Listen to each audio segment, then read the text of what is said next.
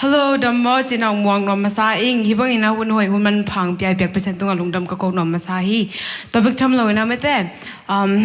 campaign mete lampia la hoina tom te tamma ta sele e percent na to la hoina te tong ki pa sakina ngwa so pe na nom ta kan ki musak the ma he man lungdam ko masahang piak percent a tu na kong la sak ding pen ka zo so hi chi hina na the bo lang sak pi un jinang zon noming khana ta ma le mai sakun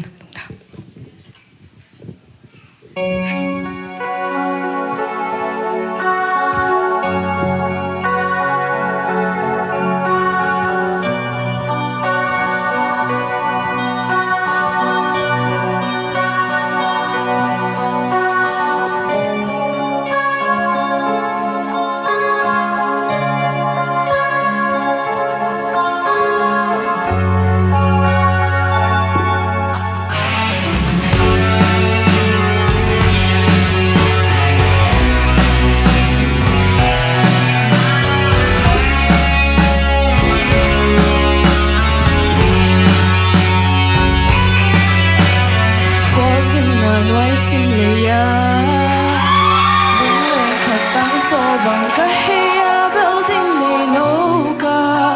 online lung nop ki chin nak zan hang